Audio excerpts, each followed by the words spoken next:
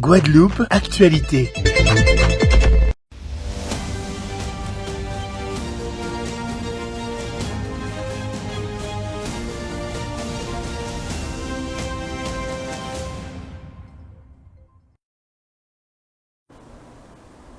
Chers téléspectateurs, bonsoir. Bienvenue dans Analyse Hebdo, l'émission qui décrypte l'actualité en compagnie de Georges Calixte, notre expert politologue et docteur en sciences politiques. Bonsoir. Bonsoir Joël, bonsoir aux téléspectateurs d'Éclair TV et surtout merci de nous être fidèles pour analyser l'actualité. Alors, comme chaque vendredi soir, nous reviendrons sur 3 sujets qui ont fait l'actualité cette semaine. Nous débuterons par la disparition d'une figure locale, Ibo Simon, une figure de premier plan qui s'en est allée et la Guadeloupe lui a rendu un vibrant hommage. Nous reviendrons un petit peu sur sa carrière. Nous traiterons également des aides consécutives au passage de Fiona. Avec 2 semaines de recul, nous pouvons analyser un petit peu ce qui se passe pour les sinistrés. Pour clôturer notre rendez-vous par un sujet qui est revenu mardi, la prise illégale d'intérêt. Nous verrons un petit peu de quoi il s'agit précisément. C'est parti ? On y va. Alors Georges, cette semaine, Ibo Simon nous a quittés. On s'en souvient très bien pour ses différentes casquettes. Il était journaliste, on l'a connu dans le monde des médias, de la musique, de la politique, bien évidemment. Donc je disais tout à l'heure, les Guadeloupéens lui ont rendu un vibrant hommage. C'était un homme qui ne laissait pas indifférent. Il était soit très apprécié pour son franc-parler, soit détesté. Est-ce qu'on peut revenir un petit peu sur son caractère controversé? D'où ça vient? Il a fallu trouver un mot, un concept pour qualifier Ibo Simon. C'est la raison pour laquelle le concept d'iconoclaste m'a paru le plus approprié. D'autant que c'est quelqu'un qui est né au début des années 40, dont les parents ont connu le temps serein, qui est d'un milieu très modeste, et qui a su devenir une personnalité publique. Alors quand je parle d'iconoclaste, et je pense que ça correspond bien à l'image qu'a laissé Ibo Simon, c'est celui qui s'oppose à la fois aux images, aux icônes et aux traditions. S'opposer aux images, vous voyez bien qu'en tant qu'homme de médias, il avait un langage très spontané, qui n'était pas prédéfini, alors que traditionnellement, lorsqu'on s'exprime au niveau des médias, il y a un sens de la mesure où on peut dire tout ce que l'on veut, mais suivant une norme linguistique. Ibo Simon était bien en dehors de cette norme linguistique. Pareil, en ce qui concerne l'image qu'il donnait, il avait un mode vestimentaire qui était très particulier, bien à lui. Ses vêtements d'ailleurs qu'il fabriquait pour la plupart lui-même ont été exposés, en tout cas à côté de son corps. Et c'est vrai qu'en termes d'image, c'est quelqu'un qui avait cette facilité d'être accepté par l'autre au point qu'il faisait des émissions, on sent sans les avoir préparées, mais il avait cette spontanéité et il était quasiment bien accueilli. J'ai rarement vu quand il interviewait des gens, certains dire non, pas répondre Ibo. Il était toujours très proche. Donc, effectivement, il a su donner une image, mais qui s'oppose aux images traditionnelles que l'on peut connaître sur le plan médiatique. Sur le plan maintenant des traditions, il y a la tradition socioculturelle de tolérance en France et donc à la Guadeloupe, mais lui, le premier, a attiré l'attention sur l'émergence d'un certain nombre de communautés qui arrivaient en tout cas à la Guadeloupe. Alors même si, et ça fait partie des éléments de controverse, puisque bon nombre d'étrangers qui arrivent chez nous arrivent parce que notre population diminue et que sur le plan socio-économique, il y a des espaces que nous laissons libres, je pense à l'agriculture, que nous ne voulons pas occuper et que d'autres étrangers acceptent en tout cas d'occuper ces espaces. Mais au-delà de ça, c'est vrai qu'il a toujours été de ceux qui se sont opposés à cette tradition de tolérance en dénonçant l'arrivée et l'émergence de certaines communautés. Enfin, sur le plan de l'idolâtrie, Je prends ce terme qui peut-être est beaucoup plus lié à la pensée judéo-chrétienne, mais qui est applicable à la pensée politique. Rappelez-vous que nous avions à la Guadeloupe, en tout cas à Pointe-à-Pitre, une idole qui était Henri Bangou, l'ancien maire de Pointe-à-Pitre, pendant près de 40 ans, qui était littéralement adulé, adoré, donc idolâtré par un certain nombre de personnes, et Ibo Simon l'a mis en ballottage, preuve que l'électorat avait commencé sa bascule de représentation et que l'idolâtrie n'était plus l'élément déterminant du jugement politique parce que le charisme était déjà en phase de baisse, en tout cas dans la représentation collective. Donc, pour ces oppositions aux images, pour ces oppositions aux idoles, pour ces oppositions aux traditions, Ibo Simon n'a pu laisser indifférent, controversé ou pas. La seule chose que je peux souhaiter, c'est peut-être de rappeler une pensée de Confucius qui disait que le véritable tombeau des morts n'est jamais le cimetière, mais le cœur oublieux des vivants. Ceux qui ont adhéré à sa pensée, eh bien, écoutez, puissent-ils continuer à propager une idée qui de toute façon ne nous a pas laissé indifférents. Tout à fait. Nous passons au deuxième sujet. Je vous en prie.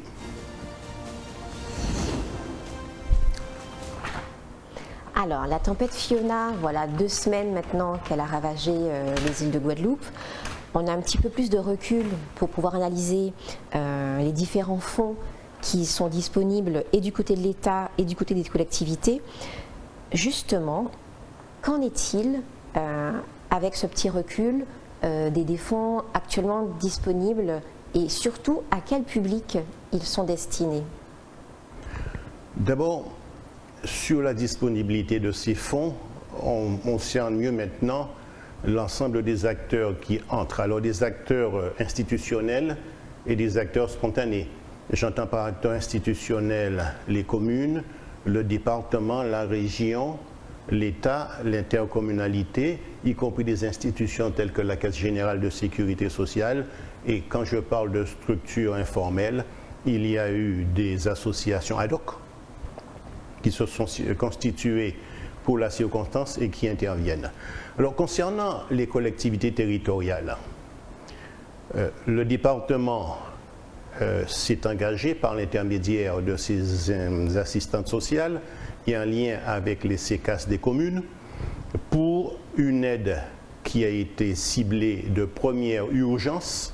Et dans cette urgence, il a été bien identifié les produits de première nécessité, le mobilier, en tout cas ce qui est essentiel à la vie en urgence.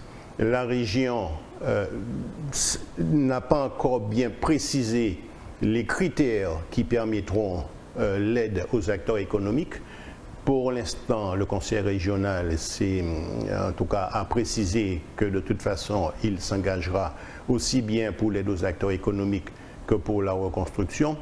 Et les communes sont en situation difficile, mais par l'intermédiaire de leur CECAS, ont commencé à entrer en complémentarité avec le département pour les aides de première nécessité.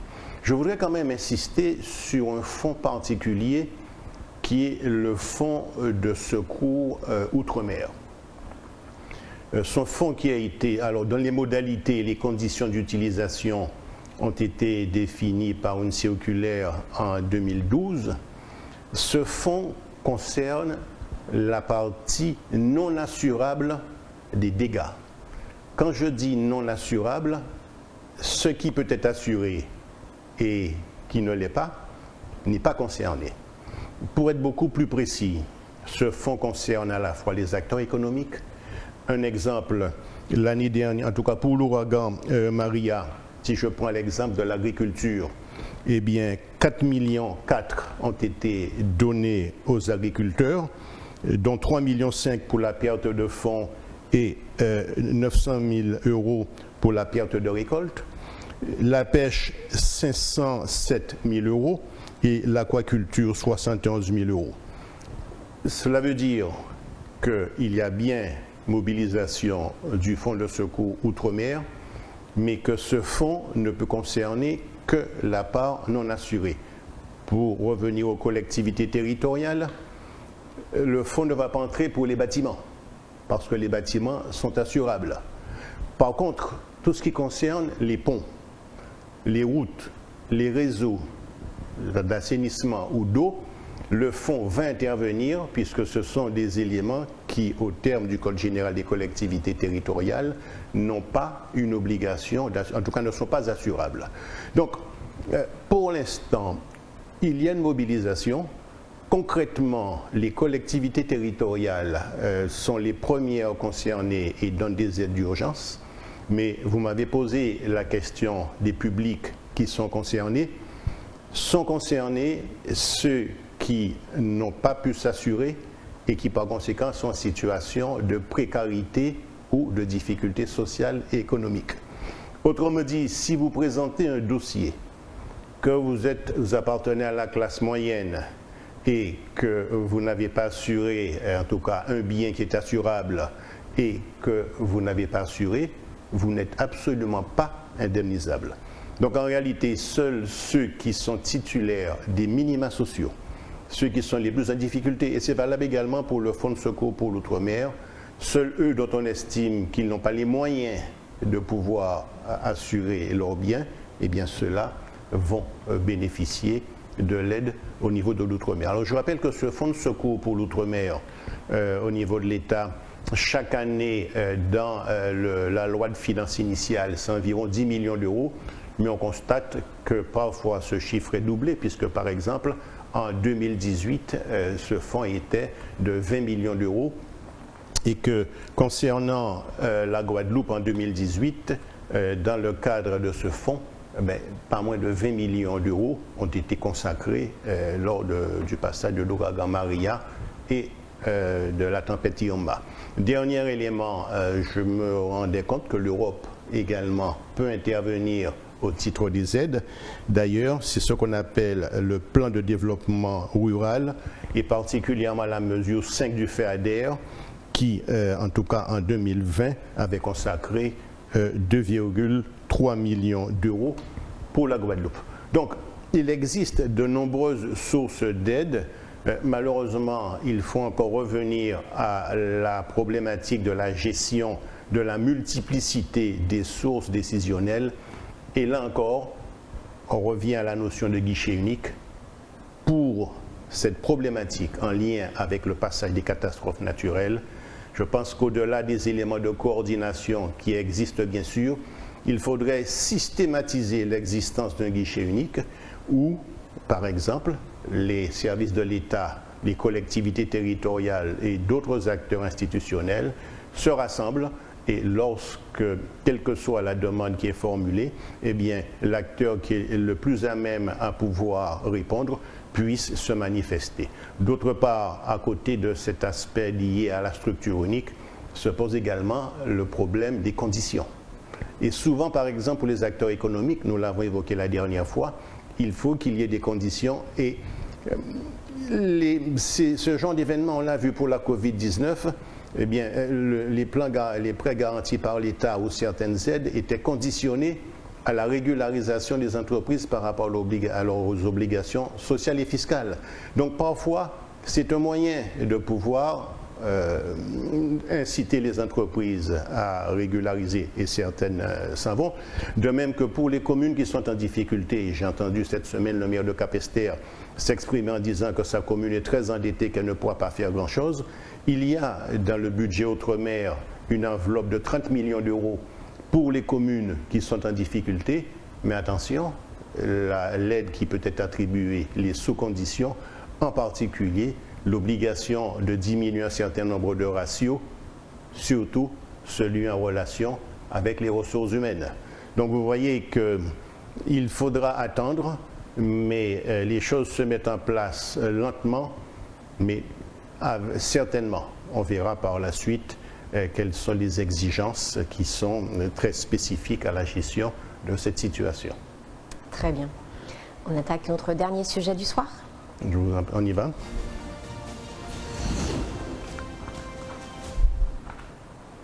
Alors, cette semaine, mardi dernier précisément, le tribunal correctionnel s'est prononcé sur une situation qui s'est présentée en décembre dernier, enfin décembre 2019, soyons précis.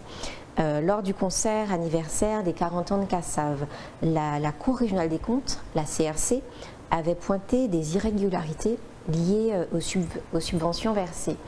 Et deux des protagonistes donc, qui étaient visés ont été donc, reçus par ce tribunal.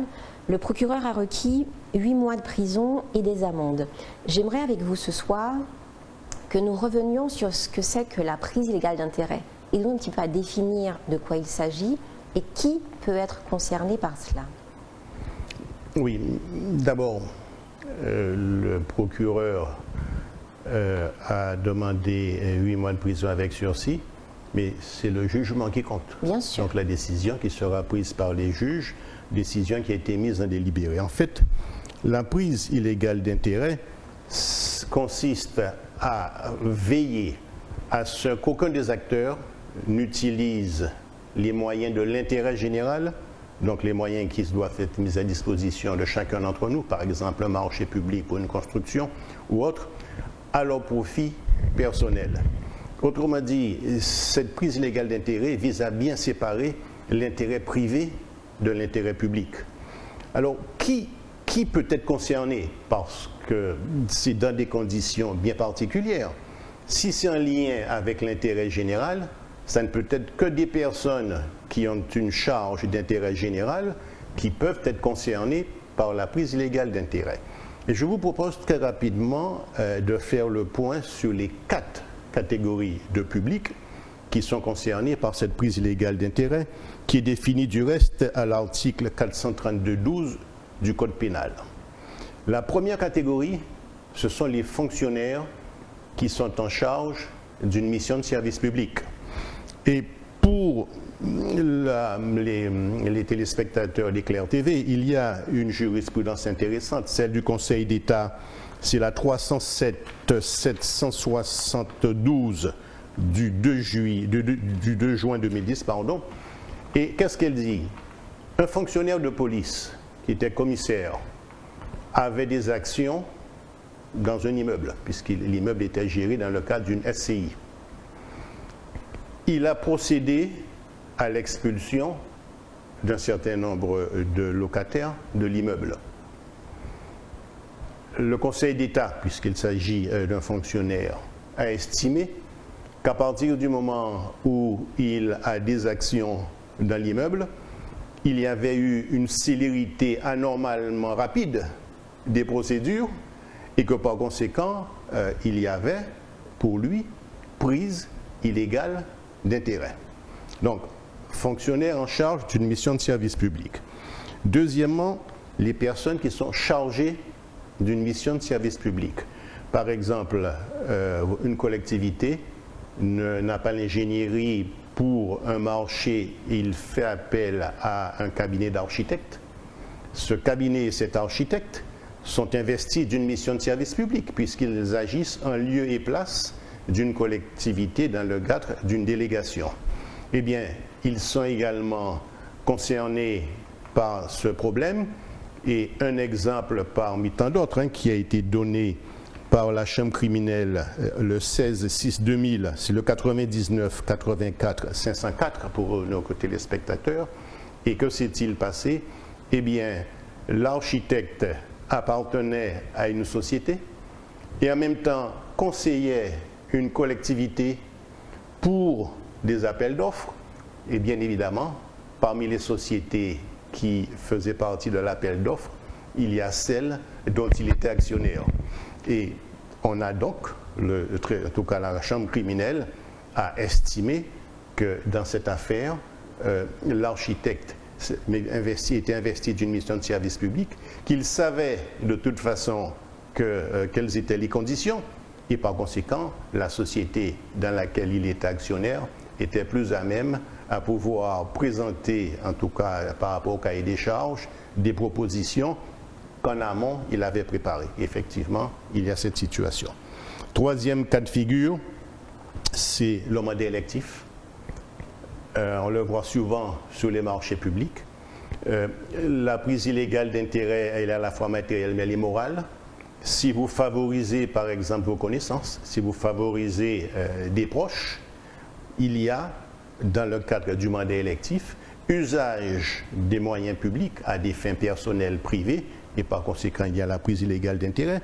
Et la jurisprudence a été plus loin, puisque depuis 1998, c'est la jurisprudence 96, 83, 990 de la Cour de cassation, et depuis 1998, ceux qui ont une influence sur la décision, quand bien même ils ne sont pas directement concernés par rapport au statut de fonctionnaire, eh bien ceux-là aussi, par le fait qu'ils aient influencé dans le cadre de cette prise illégale d'intérêt, sont concernés. Donc vous voyez qu'au fur et à mesure que la jurisprudence a évolué, les publics concernés sont passés du simple fonctionnaire, ensuite à celui qui a la délégation de service public, ensuite à l'élu, et même celui qui influence l'élu peut être concerné par cette affaire. Alors cependant, et c'est là où il serait intéressant de suivre l'affaire que vous évoquez, parce que le juge a quand même, au nom du principe de sécurité juridique, balisé et a quand même émis 3 conditions. Alors, 4 conditions. La première, bien sûr, qu'il y ait un lien avec une mission de service public, mais surtout, il doit être montré la matérialité ou la moralité de ce qu'on appelle un intérêt dans l'opération. Donc, il faut faire la preuve que l'individu a eu un intérêt dans l'opération. Deuxième élément. Troisième élément, qu'il y a eu acte d'ingérence. Ça veut donc dire qu'il a profité de son statut pour pouvoir s'ingérer dans une responsabilité dont il n'avait pas forcément été investi au départ. Enfin, il y a le 4e et dernier élément, c'est ce qu'on appelle l'expression de la volonté, c'est-à-dire le fait sciemment, alors même qu'il était en connaissance de cause, d'avoir mis en place une procédure qui était dolosive, hein, c'est-à-dire qui s'écartait des normes juridiques ou réglementaires en vigueur. Et donc, les juges, quand ils ont à se prononcer, c'est la raison pour laquelle l'affaire a été mise en délibéré, regardent la concomitance de ces 4 éléments, sachant qu'ils ne sont pas cumulatifs. Il suffit qu'un seul de ces 4 éléments figure dans les éléments du dossier pour que le juge puisse effectivement consacrer la prise illégale d'intérêt. Donc il faut attendre, mais il faut aussi savoir que nos élus en particulier, mais ceux qui travaillent avec les collectivités, sont de plus en plus confrontés à cette difficulté, en tout cas à cette réalité. Et maintenant, lorsque l'on met en place des procédures, il faut s'entourer de juristes suffisamment éclairés pour attirer l'attention entre peut-être des choix politiques qui tendent à favoriser ceux qui ont des appuis ou des soutiens politiques et la réalité de la gestion qui doit être celle de l'intérêt général. C'est le rôle des juristes dans les collectivités. Très bien, merci pour ces précisions. Notre programme s'achève. On va remercier les téléspectateurs d'être toujours fidèles à ce rendez-vous sur Éclair TV. Et nous, on se retrouve vendredi prochain, 20h. Merci de nous suivre et puis que la nuit vous soit douce. Au revoir. Au revoir.